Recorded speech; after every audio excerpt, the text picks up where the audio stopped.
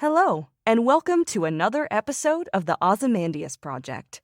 Trireme Transit, the newest and most reliable state-of-the-art time-traveling transportation service, is now boarding for all new and returning passengers. Now departing, present ponderings. Next stop is Ancient Odyssey. Hey everyone, and welcome to this week's special release episode. The Ozymandias Project team elected to release this episode during what is normally our off week, in response to the announcement by the creator of the History of Ancient Greece podcast that he will be resuming production of his show. This is a content warning regarding sexual harassment. If this subject is triggering in any way, I'd advise skipping right to the episode itself. The creator of the History of Ancient Greece podcast has a history of sexually harassing dozens of young female academics and early career scholars. He took a hiatus from his show, but made no acknowledgement of these incidents in his return announcement, and offered no apology to the women who were affected by his actions. With all that in mind, I wanted to release this episode in particular to allow you all to hear from this eloquent and inspiring woman. My guest this week is Leyla Johnson, a Lebanese-American video game developer, founder and CEO of Mohawk Games, and is a tireless advocate for female representation both in the gaming industry and in general. Getting to speak with her was a joy, not only because I was the beneficiary of her wisdom, but also because she has been fighting stereotypes and kicking down doors all her life. Please enjoy the following episode, and I will speak to you all next time. Thank you for joining me this morning, afternoon, whatever it is. What is time anymore? If you could just tell us who you are, introduce yourself a little bit for those who are not familiar with you or your work. So my name is Leyla Johnson. I am Lebanese born, so I'm a Middle Easterner who is today the CEO of a small indie studio, game developing studio located on the East Coast in the United States. We specialize in strategy games, and currently we are working on a historical strategy PC game by the name of Old World. I'm one of the developers, historical researcher, head writer, and sometimes, occasionally, art director for 2D art. That's awesome. Gaming is obviously a really big world. So if we can think back a little bit, where does your love of history come from, especially ancient history? So I was born in Lebanon, where Lebanon is where Phoenicia used to be and where the Canaanites were. So I grew up around areas that are called Adonis, for example. That was like a name of a town. We have the Ashtarut River, so that's the Ishtar or Astarte River. It's like a land that is full of, whether you want the exposure or not, it's just full of exposure. Unfortunately for me, the curiosity I had as a child in history turned into the level of frustration. And maybe today I am this passionate about history because of it, or maybe it was just a big gap in my life where I didn't have the resources to the historical documents. Lebanon is a war-torn country. And I mean, I lived in shelters and, we didn't have access to a lot of information. The government is still very poor in terms of exposing its people or equipping its people with information, historical heritage, even excavations, like all sorts of things. The government is really not proactive about that. So I was very frustrated as a child because I wanted to know more about Dido. We call her Elisar. I wanted to know more about, all of that history. And I had so much interest in history, but I didn't have the resources. And with time, that turned into a much bigger curiosity. So I started going to museums around the world. The first thing I do when I land is plan my own trip, and I go to cemeteries. I don't know. I like visiting cemeteries to see who was buried there. I like going to museums. I dig deeper. I wanted to go to Egypt recently, but the trip coincided with the revolution that happened in Egypt. But now, having been working on Old World for a while, this is a must have trip.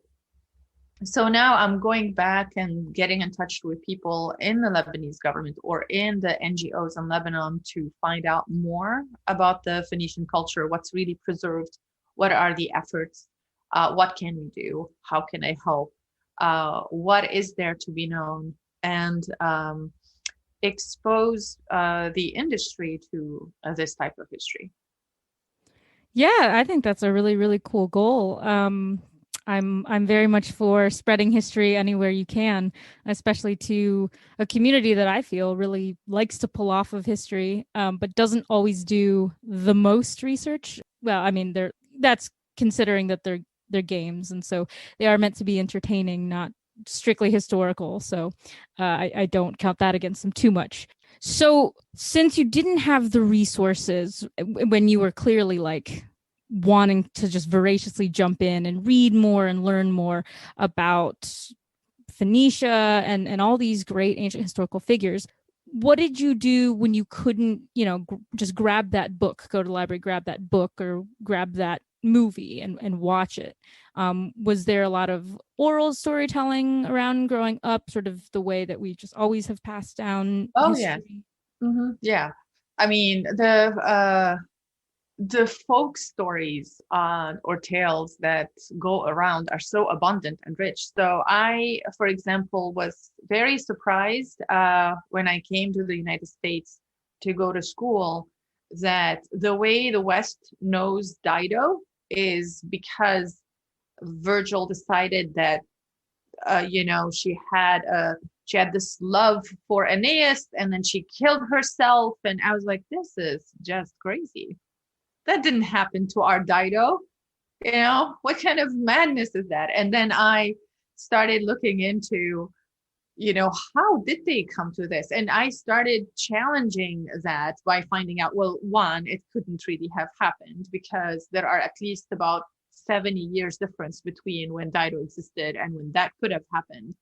And, it just kind of took it personally. Like, how could you this is something I grew up with. This is like my whole, story. You don't change it for me.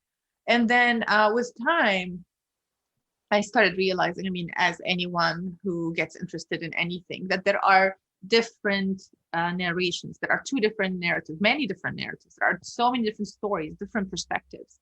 And I want to make sure that the people, like the Phoenician people, modern day Lebanon, get a voice. Like, what is your story? How do you know your history? What do you want to tell about what happened, in the past? Why don't you document and write these things? And, and if they are documented, where are they? So I wanted to make sure that there is representation and perspective from people who had Dido as a queen, who had Dido as, the Phoenician princess she was, and later, Carthaginian queen, goddess.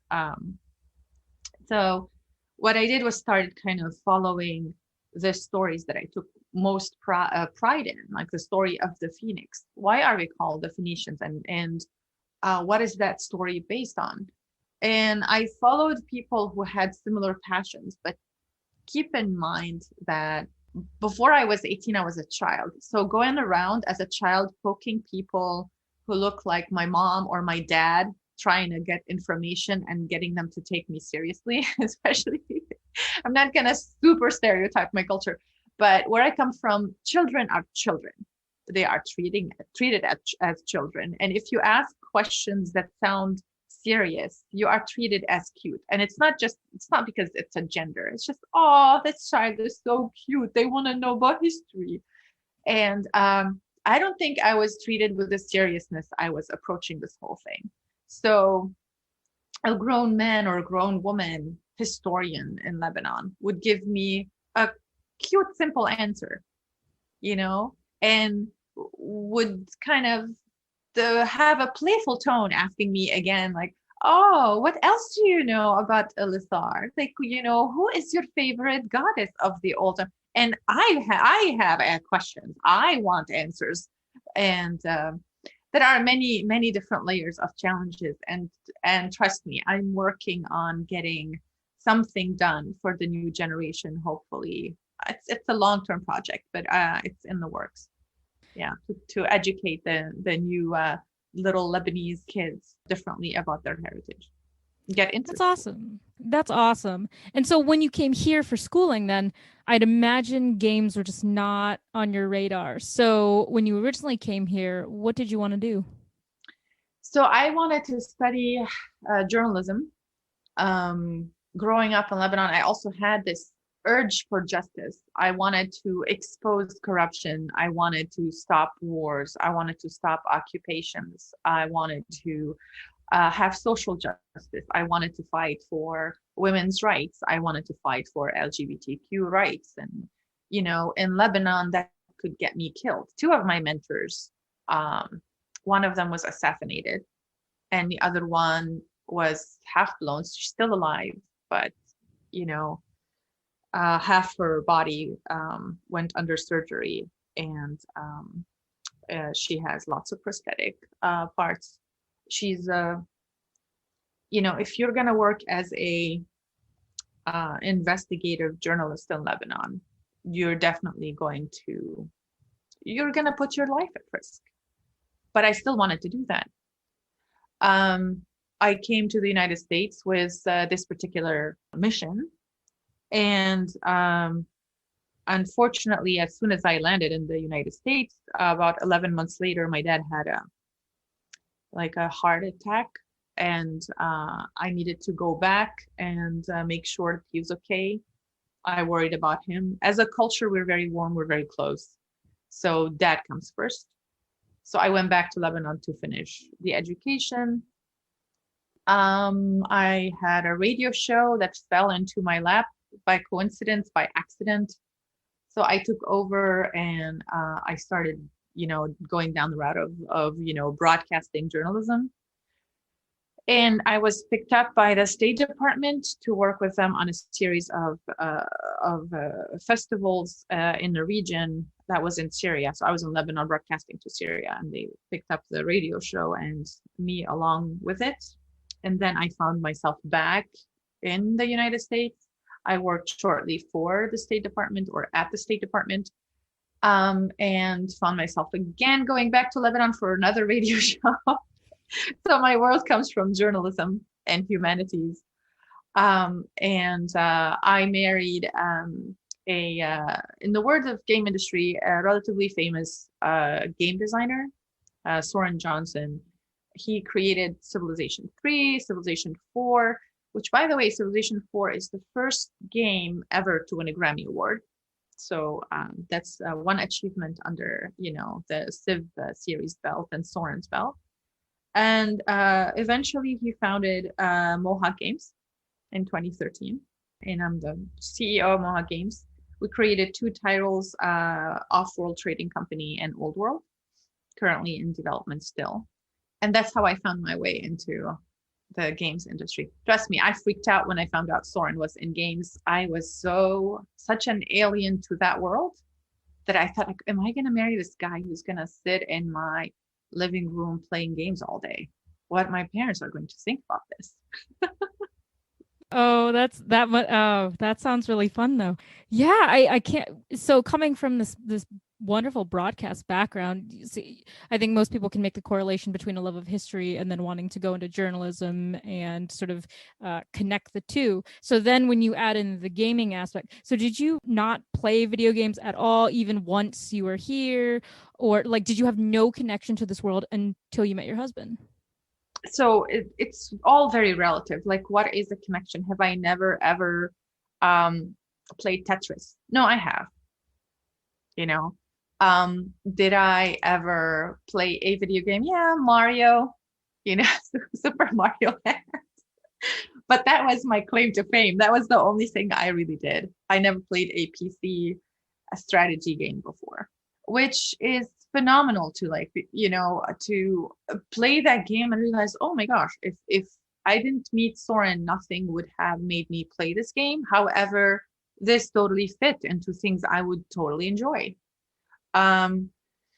Um, as I was growing, there was this level of snobbery, looking down at people who played. I was so much into academia. I can't be playing, like, these are toys.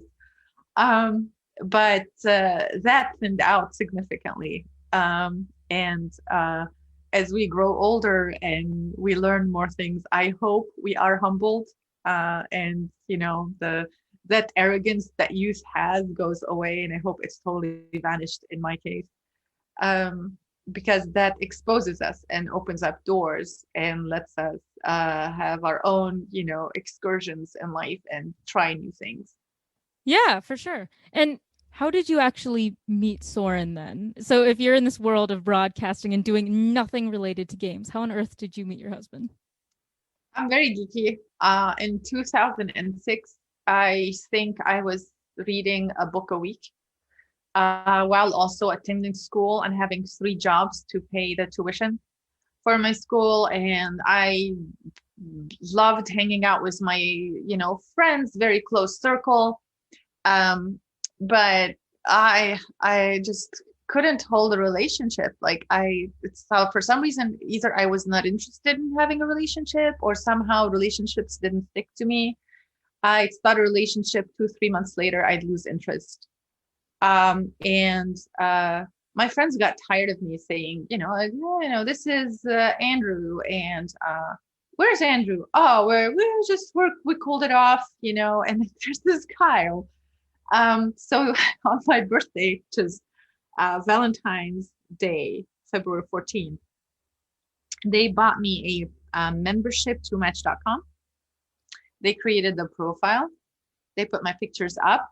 They sent messages to potential acquaintances from me to them without my permission. Terrible friends I keep. But they didn't send Soren a message. So that was all me.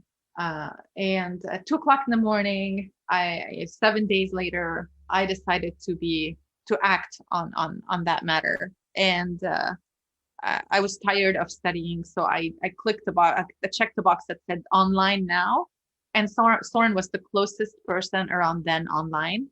So I started the conversation with him. We eventually met, and Soren studied history at Stanford and then computer science. So you can tell that was going to be a good date.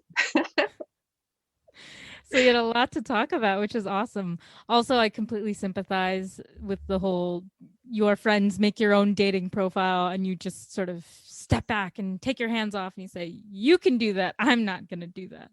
Did it happen to you? I had a couple friends try maybe 2-3 years ago, and it wasn't, Match.com. So obviously with all the new technology, it was just some stupid, let's create everyone here a Bumble. Everyone gets a Bumble. And I was like, I don't do these dating apps. They're kind of stupid. They never work. And they were like, come on, let's just let us make one for you. So I was like, fine. Yeah, I haven't touched it since, and I'm pretty sure I don't even know what happened to it. But yeah, I sympathize because I was just like, fine. There is a case for having your friends write your profile if you are not very good at describing yourself or feel very awkward about it. Yeah. I wouldn't know how to describe myself, honestly. I would, because my friends wrote this because I can't do it myself. Yeah, because I'm like, I don't know. I would do like the worst job in the world, I swear. I would probably just talk about how much of a geek I am, about the ancient world, and how I'm crazy political junkie. I don't know. People would be turned off if I wrote my own thing. So it's probably no, don't say that. Like, I think geek is very attractive, and case in point, Soren. He was the geekiest of all the people I ever dated, and I ended up having 3 kids with him. So and it's very, very attractive to me. So I am this one person who is telling you that no, just geek it out on Bumble. Go for it. Okay, that's good, because my favorite emoji, it's so embarrassing, is like the little one with the geeky glasses. Yeah. I use that all the time, and people just kind of roll their eyes and they go, oh, there she goes again, big nerd. So I take pride in it, though. Okay, so now that we've gotten you to the game world, and once you got in it, once you started getting in it, initially, did you take a lot of interest in it and say, oh, this is like something that I connect to, that I really like, so how can I help? Or did it take you a while to kind of warm up to it because you were like, okay, you that's cute, do your game thing? I was still at state when I developed an accidental curiosity. And I say accidental because Soren was developing the first title, which is Off-World Trading Company. It's an economic RTS. And I started playing the game after work. Like, I needed something to disconnect. It's a quick game. You can play it with, somewhere between 20 and 30, 40 minutes, depending on the speed that you set your game to. And I needed something to do after I came from work to disconnect and also stay connected to his world and know like, oh, what he's up to. And I started developing this love for that type of strategy. Pure gameplay. I was able to sell resources, get resources, manipulate the market, and strategically think of a way to buy my opponent. And that's how you win. And there isn't a lot of narratives, so you're just basically constantly making decisions, and very quickly, because time is also part of the gameplay. Eventually I started having my own feedback to give him, like, this is how I think you should develop it, and this is that, something that would be enjoyable if we had that. And Soren tends to backseat a lot, like, do this, do that when I'm playing, and I chose that, I'm just gonna start streaming the game and listen to everyone else but you. Because he wants me to play the way he would play a game, and I disagreed with him. Like, this is not how you'd win. So when I lost, I had this like 30-minute resentment, very strong resentment towards him. So this is not good for a relationship. So I started streaming the game, and the people who watched me play would give me suggestion, and I'd pick up anything I liked to do. Or I thought, that's very smart. They're way smarter than I am. They can definitely help me win. So I explored new strategies.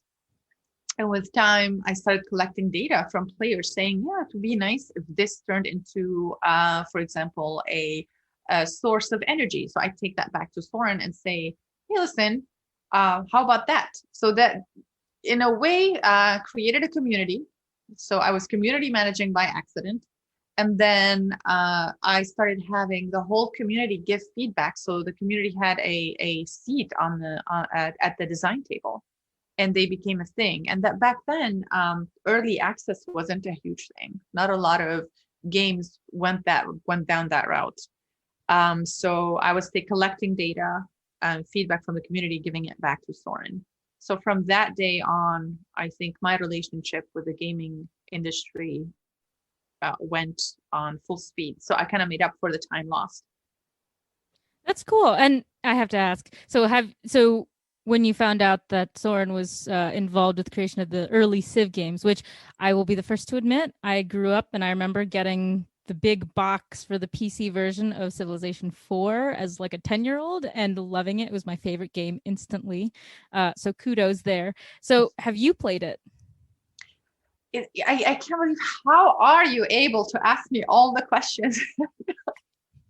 Yes, I played it, and Soren still holds that against me because I didn't play it when we were dating. I did not play it when we were engaged. I didn't play it even like around the time we were married. He had to ask it in a Christmas wish.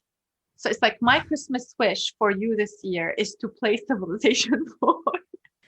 Oh my At this point, Civilization won awards, and and I'm like, oh geez, like, I have to like start doing this so I can please them. But it's fine, I'll do this. This is what couples do for each other. I'm not into games, but I'll try. And he will say this: I played till 3:00 in the morning. I couldn't stop. It is very addicting because I remember my parents busting into my room because they saw the light from the laptop coming from under the door when I was supposed to be asleep, because I was supposed to be a good little child and go to sleep at 10 p.m. and get up for school at 8 a.m. the next morning. And here I was at 3, 4 a.m. gaming because it's very addicting. Two ways to solve this problem. Roll a towel and put it at the bottom of your door. Or if you can breathe long enough and the laptop won't heat, play under the covers. So I have these very distinct memories of hiding under the covers. But yeah, I had a very old, huge, like Dell computer. And it got so hot. And then I was dying. So I could not do that. I did not think of the towel, and like, oh man, my life would have been so much easier if I just put a towel on the door. Today, I had the same problem, but with reading. So I had a flashlight. So I'd be reading under the covers and my mom would come in and snatch that book off of my hands. But I had a very good solution for that. So I grew up Christian and Catholic, Lebanese Maronite. And, we have a Bible around the time we get communion with our name engraved on it. So I put the Bible next to me and I start reading it, knowing that my mom's going to come snatch a thing out of my hand. So she takes the Bible. I'm like, oh, dang, Mom, give it back. She's like, no, sleep. And I'm like, okay. And I just don't know how many times I was able to pull that trip, but I pulled it so many times. I pulled it off so many times and she never noticed. She just never noticed that it was the Bible. No. Well, I mean, if I'm reading the Bible, I sometimes felt guilty, like when she'd say, oh, Leyla, I can't stop reading the Bible. I'm like, I just feel so terrible because I'm just leaving my mom and she's such a good person. And it's like, I felt like a little liar, I hope if she ever hears this, that she knows that maybe the guilt, is worth it. I've learned my lesson. I do not like lying because I think I was traumatized by this constant experience. Oh my gosh. Because I was going to say, by then I'm like, see, I would have been the parent to be like, oh, so you read the Bible almost every night. So can you tell me about, and then just like ask a bunch of questions about the Bible. Oh, I already read the Bible a few times. So I'd be able to pull off the answers. And I read it from a very curious historical point. Like I went and dug different historical references and found out like different historical things. Like I was geek on 100. Like it's just, I leveled up every every time I read the Bible. I read the Bible through like the Old Testament and the New Testament. And I love to learn new little things that are not historically correct. So it wasn't great for my parents around when I was 13, 14, because I started challenging the status quo. Okay. Yeah, that is like a level of badassery that I only wish that I could reach, because I tried to read that thing. I really did.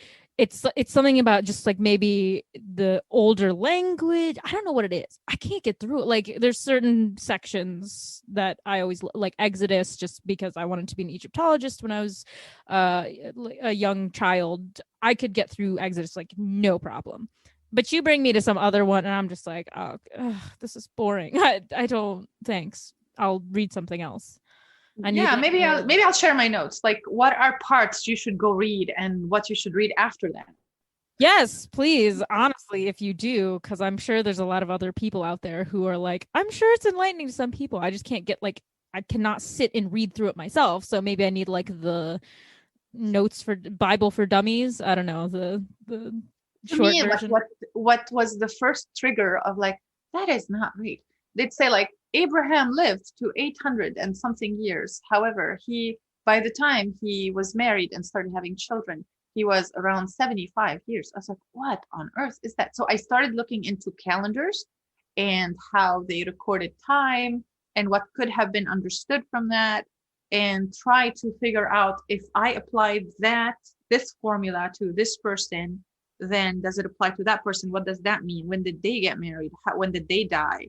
When it's just it was just this very geeky need to have my understanding to the fullest. So yeah. So I can obviously see now where this love of research and history kind of works in perfectly with your role sort of as narrative designer. So for the half of my listeners who are not gamers, and they may be more familiar with more RPG first person style games. So for strategy games, kind of like Old World, which you're working on now, and then like Civilization, if they're not familiar, can you kind of just briefly run down like what is it and how is it different from those first person sort of like the Sims type games? Well, I mean, first of all, Old World is not a simulator. What you will not be able to do in Old World is live history the way history exactly happened, because as soon as a player is interacting with the game, we lose historical accuracy. And while, historical games or games that make, history a theme, like Civilization and Old World, there is a certain type of playability and replayability that stops us when we are becoming a documentary. And that is, we are not. Our first purpose is entertainment. So in Old World, for example, you are a leader of a civilization. And part of leading is you have to control your kingdom. Your kingdom will be attacked by other nations or by other tribes, and you have to defend it. But not only that, you have to expand it. You have to add culture to it. You have to make sure that you have agriculture. And while Civilization, as a ruler, you can pick Gandhi and live for 2,000 years till you win. In Old World, you are a ruler who has heirs, and you have to educate your heir to rule after you. So you die eventually and your heir takes over. And if your heir is a total idiot or is hateful towards you, could actually kill you and plot to assassinate you. You have relationships with your generals. You have relationships with your wives or wives. And you have to be very careful to make sure that your wife is happy, that while you are marrying the third or fourth wife, she is not really becoming resentful towards you. So there is a lot of feeling as a player of the Old World. How did it feel to really run an empire back then, from the beginning, when you are still in a tribal stage? What do you need to focus on? The importance of roads, the importance of discovery, of trade, the importance of making sure that you are securing an heir, that you're making alliances. Who are you making angry? Is it worth it? That no, leaders back then didn't necessarily have it their way all the time. They needed to compromise, and how and in what form.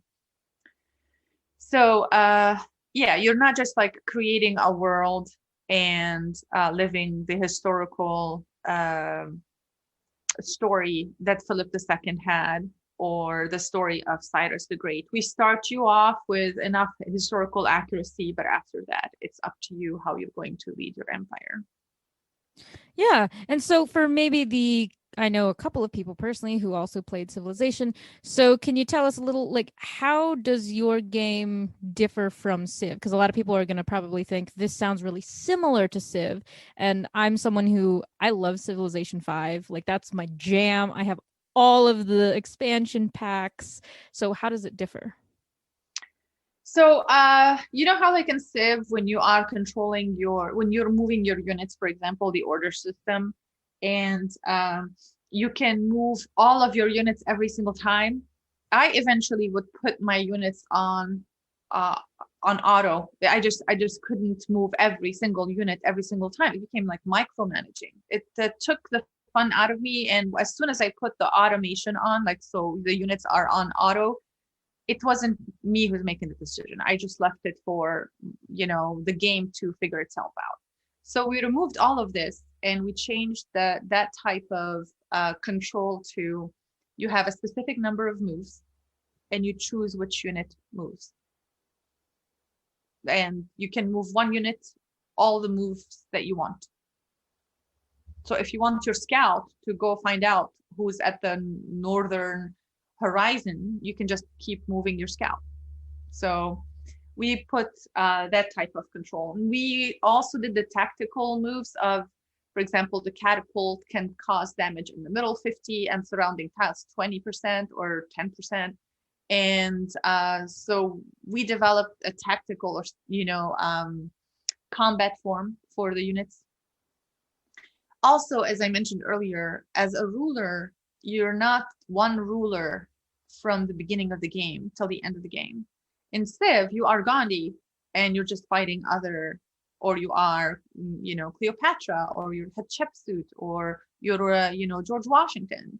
And you're not worried about your heir. You're not worried about forming a relationship inside of your empire, inside of your nation.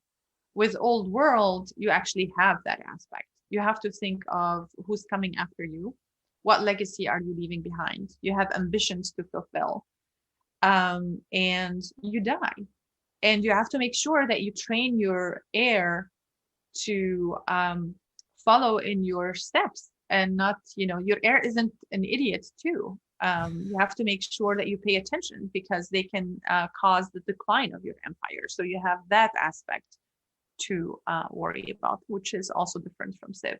If you want, this is more of a cross between civilization, because this is how I read it, and and people who covered Old World or talked about Old World. It's a cross between Civilization and Crusader Kings.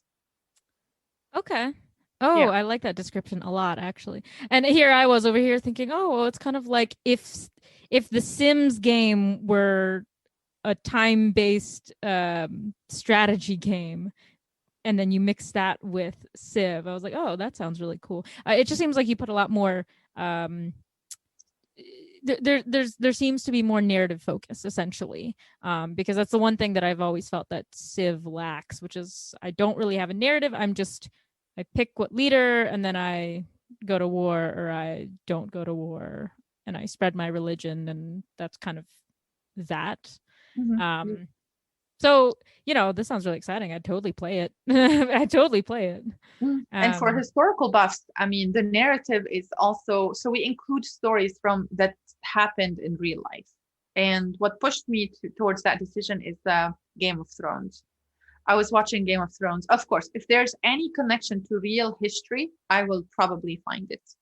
Maybe not this year, maybe not next year, maybe in 10 years, but I will find it.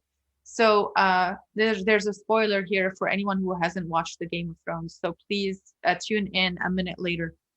But in the Game of Thrones, the Red Wedding, when they killed Robb and everyone, that actually happened. So I'd actually go and see, did that ever happen in real life? And then I found out that, yeah, it did. It did happen on 2 different occasions where they killed someone like that. And I'm like, okay, well, in Old World, we're going to take stories, outrageous stories from that happened in real life, hysterical history, and put it in our narrative, and then add an icon when the event pops up at the top that kind of takes you to the Wikipedia page that tells of that story. That's really cool. So, okay, say you have a young writer who wants to go into video game writing. I think there's this weird sort of idea that if you have a strategy-based game instead of an RPG, that somehow there's not really room, or there's not as much narrative going in. So some people may shy away and say, no, I want to go write for a game like Assassin's Creed. So what would you say as a narrative writer to convince someone, no, please bring your skills here because we need you guys just as much as those RPGs? So I would say to not just writers, to anyone, historians, anything, just join a Discord server, join a community. And even, in any discipline in life, not just the games industry, volunteering is a key to be seen. Volunteering is a key to put things on your resume. So if you're hoping that in an industry that's today probably 3 times as large as the movie industry, you want to find a job and you won't be able to find a job, the door is through the Discord channel. Follow people on Twitter that you want to work with, or games that you want to work on, and communicate. give your feedback, give your suggestions. Personally, we hire people from the community. I am very close and personal with our community. I am always there, checking their feedback, what they are saying, and then end up suggesting things to people in the community like, hey, do you want to work on the next DLC and become part of the Mohawk team? Because you're very valuable, your ideas are very valuable, but we want to pay you for it. So make yourself seen. One, you are doing something you like, and you want to be doing. We have community sponsored events that we take them from the community and put them in our game, and we have the CC, like community collaboration, to indicate this is from the community. And with time, as I think of what is next for us, like what are we going to work on next, I start thinking, okay, I want to work on this type of strategy game next, and take something from Soren's design book, and we want to have the theme in this type of X theme. And I'm like, okay, well, this member from the community, if they are available even for part-time, would be valuable to us because of their knowledge and that part of the world, and around that time in history, in this era, for this mythology. So I'd say start somewhere. Do not just apply and feel that you're being rejected. Join and make yourself seen. Yeah, that's really good advice. And I think we're lucky in that I've seen a bigger shift away from the sort of snooty attitude towards seeing games as just pure entertainment. We've got this sort of hybrid edutainment category, right, where we're teaching, but we're also entertainment. So in terms of archeo gaming and archeo gamers out there, I know it's still a growing field. I follow all the people on Twitter who are sort of in archeo gaming. I'm a archeo gamer myself. But I think a lot of the games that really get most of the airtime are the Assassin's Creed series and Age of Mythology. So for strategy games, though, maybe it's because I didn't have the opportunity when I was younger and in school. How would you suggest putting a strategy game like Civ, like Old World, into a school and being able to successfully use it and convince people we can use this as a tool of education? First of all, the first step that we need to create is it something that we want to put in schools because of the reading, right? When we are introducing, for example, historical accuracy in the form of incest, her Hatshepsut was married to her half brother. So are we comfortable putting this in school? Probably not. You wouldn't want to publicize that. So this goes to the Old Testament. The Old Testament has some very odd stories that you are subjecting young individuals to. If we take a historical game like Old World, we have to make sure that we have a version that is appropriate for schools, that parents of all backgrounds won't have an issue with. Right? That's one. Two, in Old World specifically, I took liberties. I looked for a historical excuse to allow me to add representation. For example, women back then weren't necessarily leaders. They weren't archers. They weren't workers, especially in Rome. Like, that was not a thing. You can go back to Sumeria, one of the earliest civilization, and find a woman leader, but it's very difficult to go, forward in time to when Rome was established, because Rome is in the 7 civilizations we have, is the youngest civilization, and you don't have that equivalence. So we had to dig deep into history to find some type of precedence and base it on that, so I can have representation, make sure that whatever a man can do, a woman can do in Old World.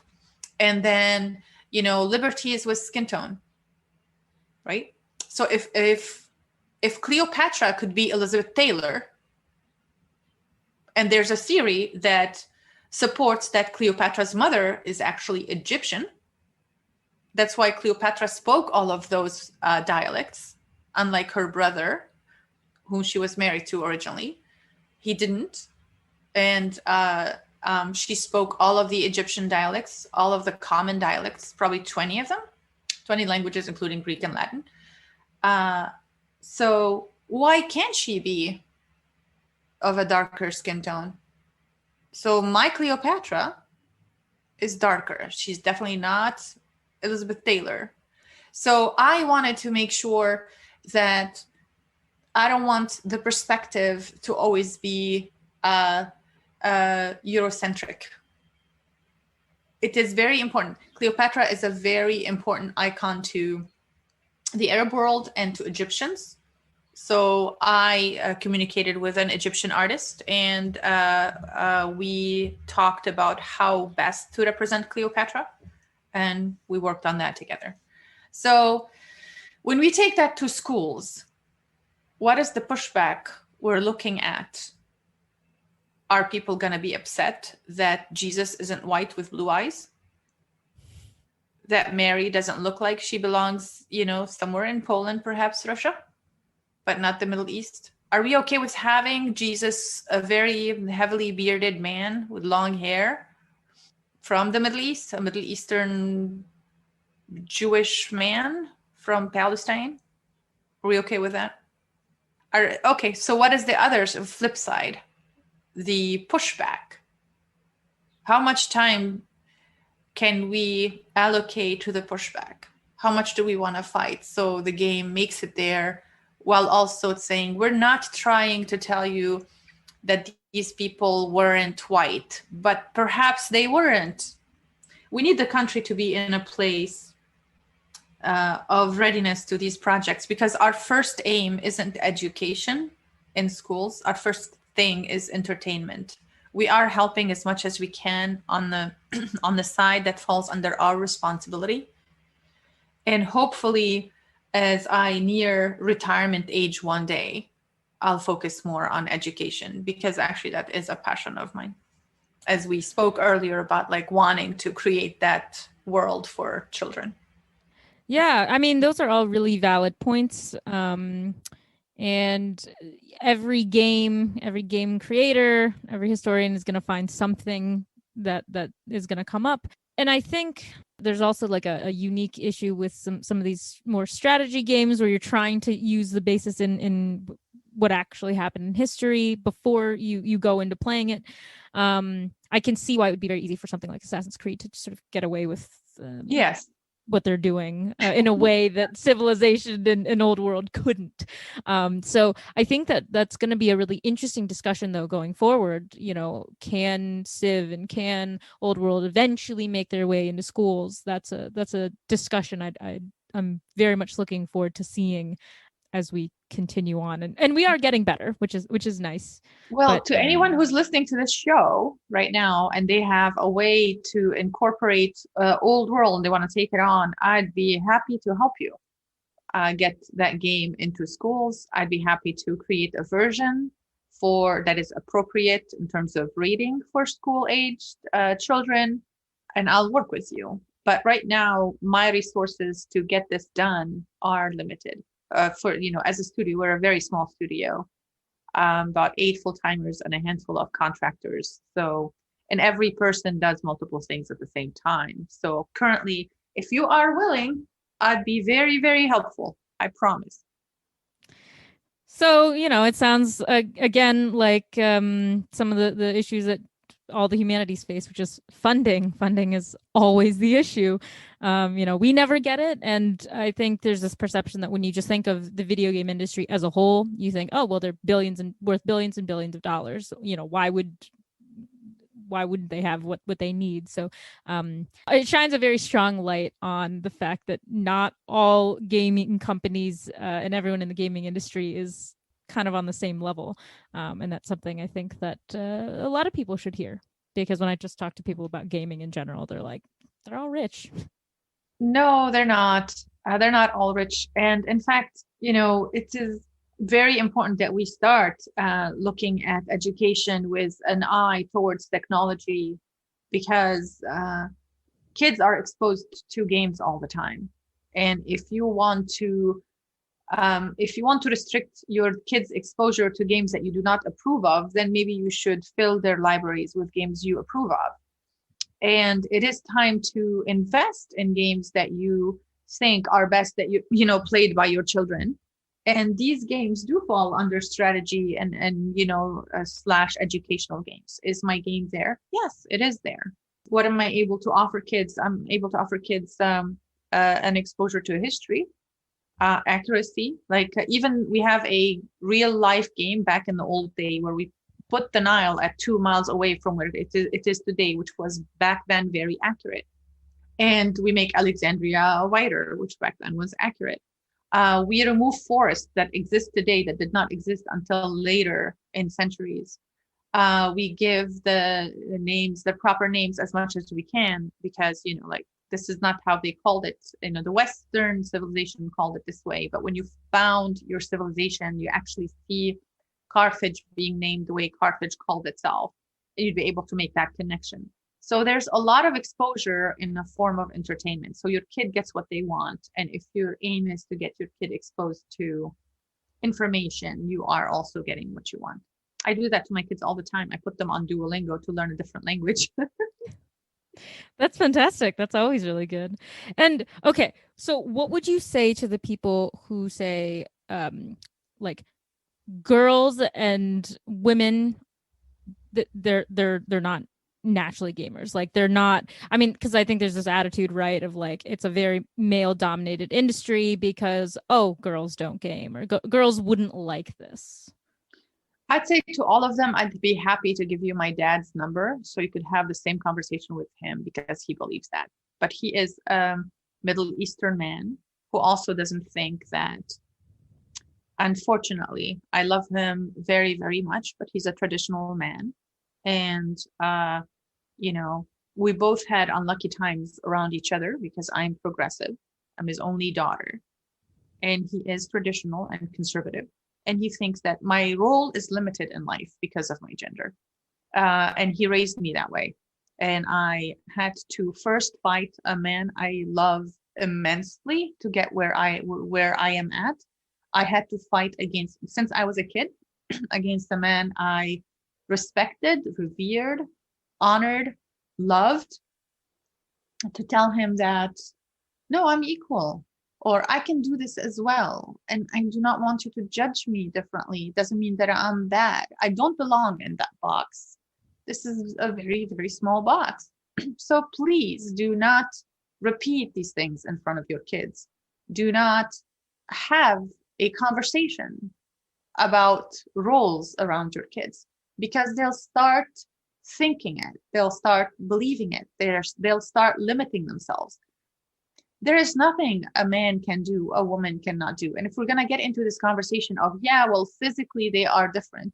Sure, we can have that bit of difference, but they also say women are much more, multitasking. But when we go to day-to-day careers, just general ambitions in life, anything a man can do, a woman can do. And the only limit to that is men. And when I say men, isn't just gender. So I'm going to go and say man in general. Human is the only limit to a woman, because I know many women who are also in the way of other women. Some women who plow through their career and get there, feel resentful that the women following them have it easier. But it is our job, and I say I count myself as one of them, because I'm from the Middle East, and I see how much harder it is for me as a Middle Eastern woman to be, hopefully I don't disappoint anyone being a role model. I'm trying to tell you that please expand. Do not be shackled. Do not let anyone tell you that you are limited, because that's just their word.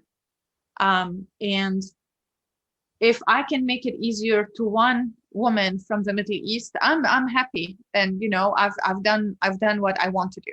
I've done what I'm set to do.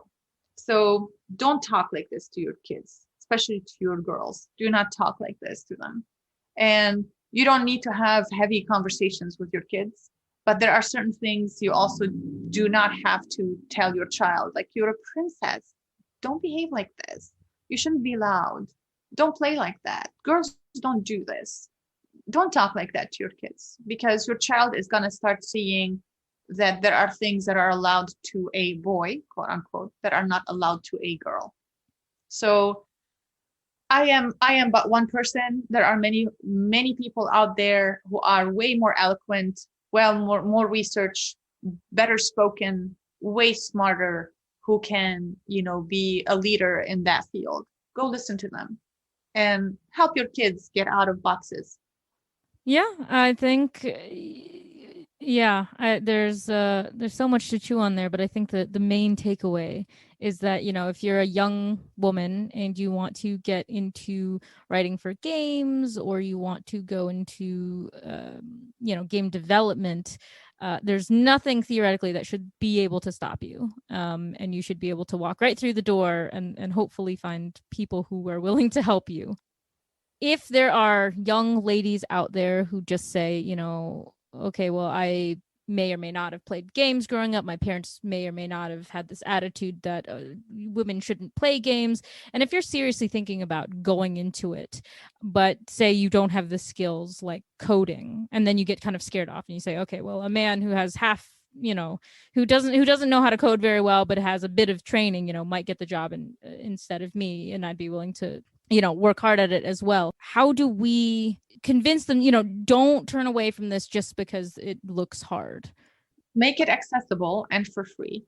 So I reached out to game devs in Beirut, Lebanon, after the explosion. I don't know if you heard that there was an explosion recently in the harbor area in Beirut, and I wanted to see what I could do to help, because they're, it's collapsing. Lebanon is collapsing economically and, internally. There's really nothing going on with that explosion and the pandemic.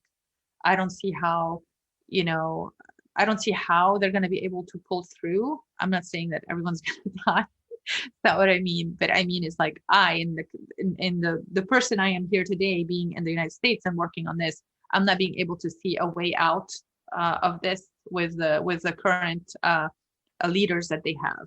So I hope they get out of this. But as a citizen from that world, I tried to do whatever I could. While talking to developers, we decided that the best course moving forward, when things settle and the pandemic resides, just so many other things go out of the way or get out of the way for us. The best thing to do is start talking to the Ministry of Education to incorporate computer science, coding, and animation into the schools. And that is by way of us funding teachers who are willing to do it. So it's extracurricular until we find a center and start this whole thing on our own. So hopefully, with enough determination and people who are willing to invest, we'd be able to, one, teach that discipline to all kids, have workshops in schools to educate people that this is a discipline that applies to all genders. And also raise awareness on role of women in the industry, have women speakers, bring women inspiration. So if we're headed if we want a good result, make sure that all speakers aren't white and all speakers aren't men. So the speakers who need to speak at those workshops, whether talking to children or talking to their parents, need to be women. So give me a few years and hopefully the ability, because that's a huge responsibility to tell someone in industry, let's go to Lebanon. It's a fear factor they need to overcome. I'd be able to whip something up for a variety of speakers, inspiration, role models, who are women in the industry, to go and do these workshops. It doesn't have to be thick, like, look, she's a woman. It's just let her be a woman and let her just talk about her role in the industry, and then you've made the connection. I think that's awesome. And this question just popped into my mind as you were talking, because I was sort of trying to weave it in there and think about it. So for getting more people involved, but especially not just women, but also academics, since you mentioned academia needs to be involved. I think there's a lot of historians out there who would love to have a role in some way. I don't know all the ways we can get them, because no one's tried beyond a few different things. But I think there's a lot of like historical and just historians in general who would love to be able to contribute. But see, because they bring the more historical aspect, and then when you mix that with the gaming world, which is the very, well, we're not trying to just tell history. That's not us. We're trying to do something different. So when it comes to these questions of within the game, how much representation can you get? You know, you're going to find that pushback where it's like, you couldn't have, like in Odyssey, the whole, you can't have a woman be the main character, because in ancient Greece, like women mercenaries were not a thing. And so when it comes to things like that, and then it comes to the employability of, if you'd like to get academics coming into the field and contributing at least their writing skills, do you anticipate any large issues with a historian coming in and saying, okay, well, I you know, I'm not the greatest narrative writer, but I can tell you the history, the facts, and, you know, I want to weave this into a game, versus someone who's like, no, let's expand beyond that and do something that's not totally historical. Do you see any friction there in the future, or is it possible that we're going to have this great future where historians would come in and say, well, okay, I understand that you're going to put more representation in that's not historical, but I'll give you as much history as I can to support whatever you're doing? So just like in a good game, and from understanding that you play strategy game, balance is everything, right? You have to have a very well balanced game to make sense. Same thing for historical accuracy versus representation. What is our aim is to make sure that we, as a medium, we're not recreating history or presenting history to players as, oh, by the way, let us tell you that women are not equal, and we are going to be re-emphasizing this in a game that hopefully sells well, old world, but civilization is there before us. So, here you go, millions and millions of copies are selling around the world, where all players are not seeing representation. Women can't do anything because men are the rulers, men are king, men are leaders, men are generals. What are we doing?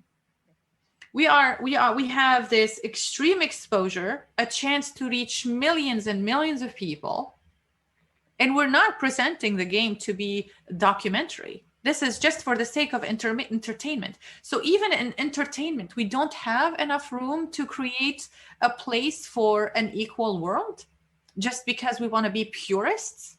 And what is the purpose? It's not education. We are not presenting our games to be this thing. If you learn, there's no other truths. We are exposing you enough to history, but we're also trying to make the world a better place by not putting all power in the hand of one side and making everything lopsided. We have enough of that already, and we're fighting against it. And the world isn't better if we keep promoting one thing over the other. So this is a chance to hit all birds in one stone. Why not do that? And I don't want to hit birds with stones. I keep saying that, but it's just such a violent thing to say. But I mean, check all of the boxes. Why don't we do that? And I say this to historians, and I've had this conversation with historians before. Play more games. Play more games. We need you in our world. We need you to come fact check us. We want the game to get as closely to historical accuracy as possible, but you're going to have to allow us representation. And I'll say this to historians, and it's coming from a good place, and I hope you understand me. I am married to a historian, and I just love history endlessly. I think I should have gone into history instead of journalism, but I do not regret my path to get here. I might just still continue a path towards history. What I'll say is the following. I grew up in a conservative culture where my dad, before he married my mom, was studying to become a Catholic priest. If we use religion against science, where does that lead us?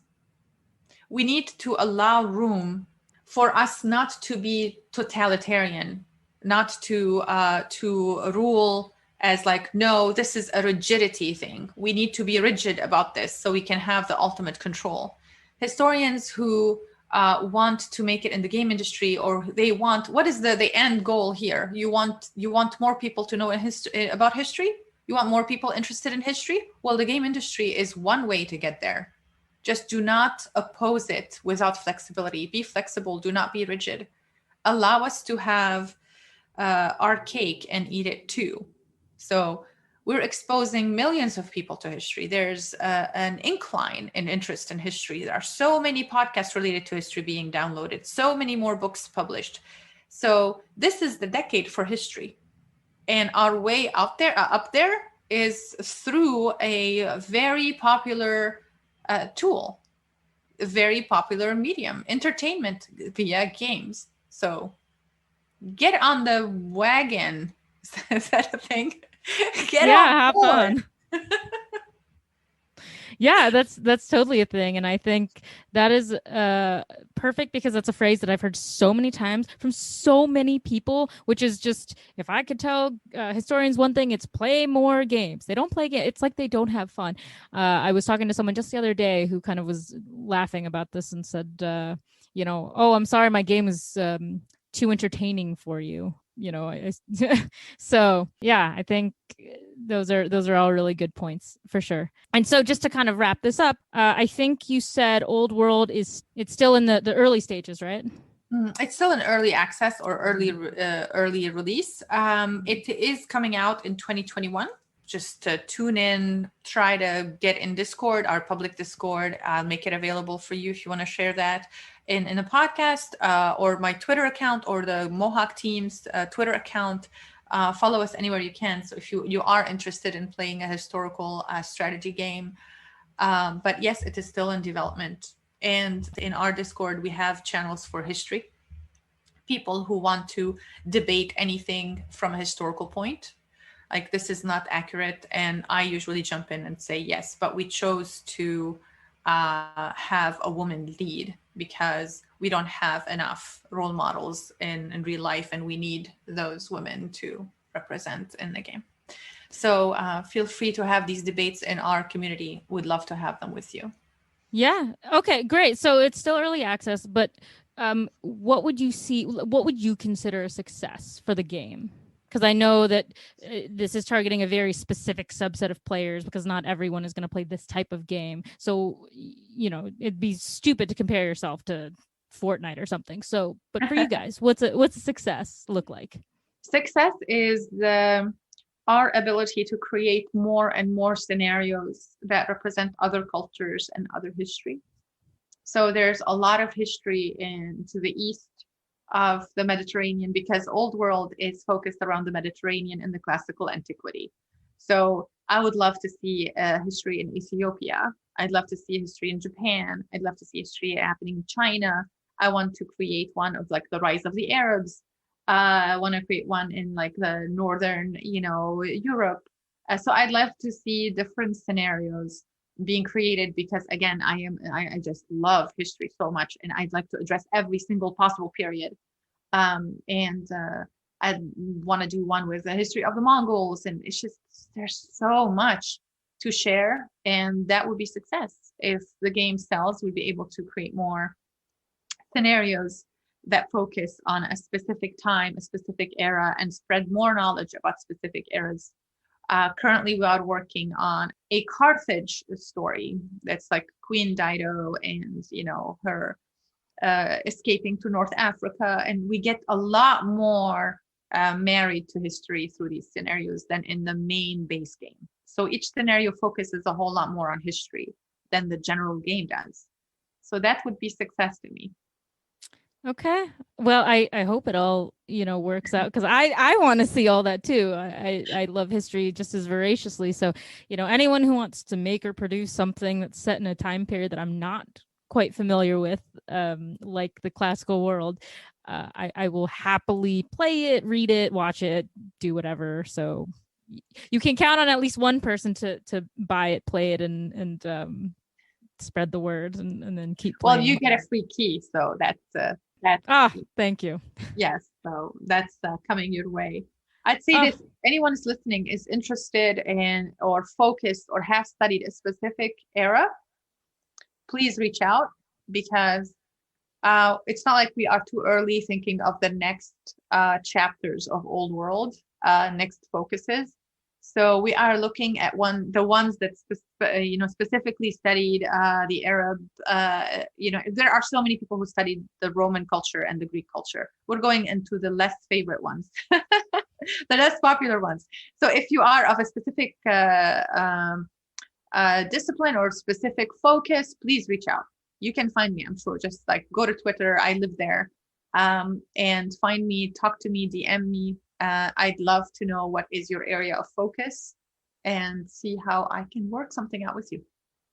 Yeah. So, I mean, if you're sticking with the old world theme, I mean, how old is not old, sorry. My timelines are mixed up. So I'm like, how modern is too modern? So like, is there a cutoff date for time periods that you're looking at? So if you do something, up until the date or after the date? I don't have this is a very good question. When is the cutoff?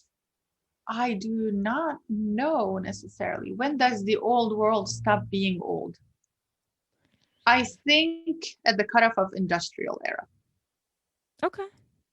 I think so. Yeah, I mean, I think, I've asked people a lot, what would they consider the end of the ancient world, quote unquote.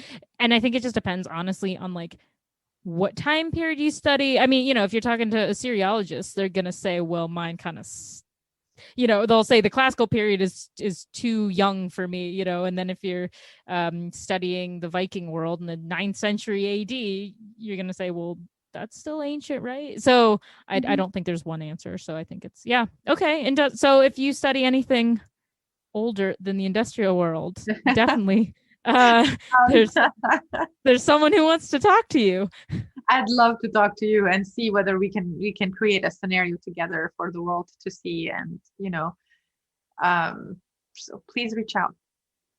Great. So at the end of every podcast, I have every guest read the poem Ozymandias by Percy Shelley. And then after you read it, if you can just give me your quick thoughts on, what does this poem mean? Is there some larger meaning behind it, or is it just a nice poem? All right. I met a traveler from an antique land who said, 2 vast and trunkless legs of stone stand in the desert.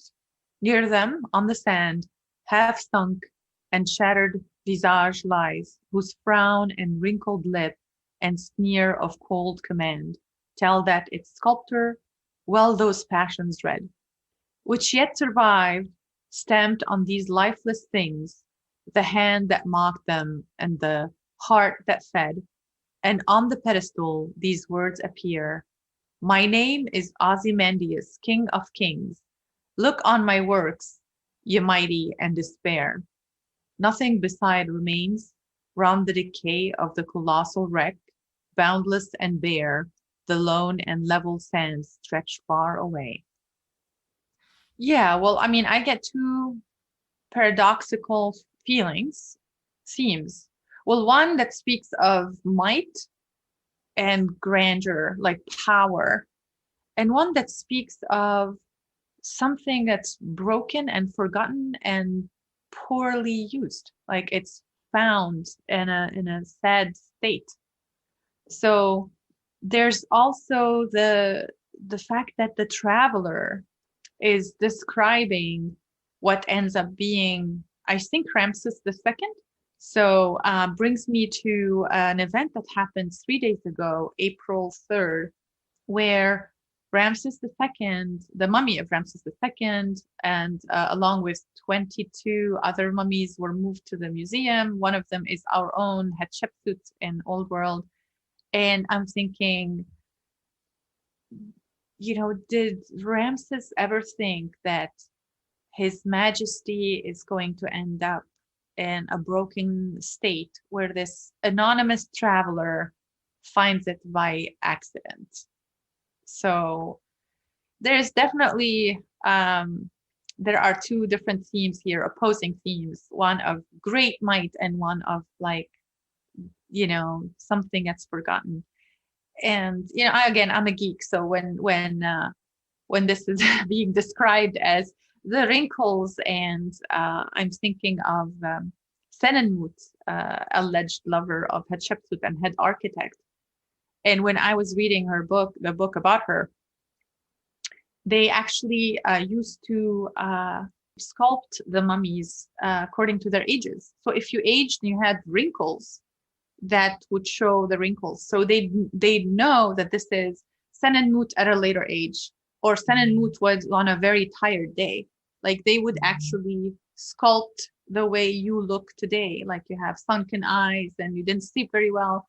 You are unlucky because guess what? This is the sculpture day, picture day. So you're gonna look exactly how you are going to look. So there's so much truth in that poem. Accuracy. Yeah, I would agree. And so I guess just to make sure we're thinking about it in even terms for this last question, I'm going to quickly say that when I read this poem, it's very much a commentary by Shelley on the ephemeral nature of political power. It's saying, if it's not for the little guy, the artisan who created the statue, this great king who thought he would be the king for the eternity, his civilization is gone, it's broken, it's fleeting. And so, do good things and you'll be remembered, or whatever. And so the very last question I ask all the guests are, if you can think about just everything that's going on in today's world, is there a modern Ozymandias? Is there something that we think is amazing and like just the best thing ever? It's going to last forever. And then realistically, in 2,000 years, is it going to last? Or are we just going to look back and say, that was a fun experiment?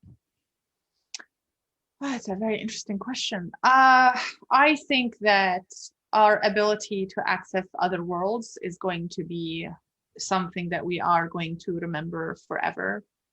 I feel that we are also on the brink of time travel, which would be interesting. I wish I lived long enough to be able to time travel, because there are so many people I want to just kind of stalk.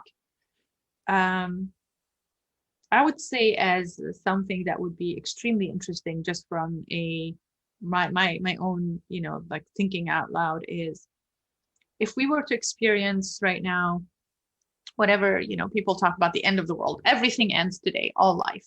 And then alien comes on Earth and wants to recreate the history, like what happened here and who we are. Yes, there are books, but I think they'll pick up our cell phones. And how would you be able to recreate history if they are picking up our cell phones?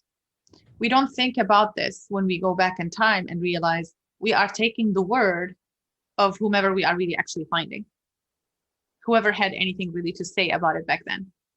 And we're using this as documentation. Ooh. Do you ever think about that?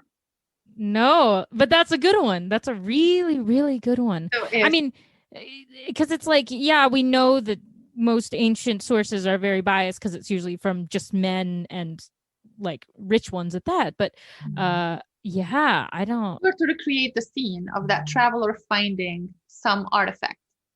Let's just create it in a different way. And aliens find a few cell phones. And these cell phones are belonging to whom?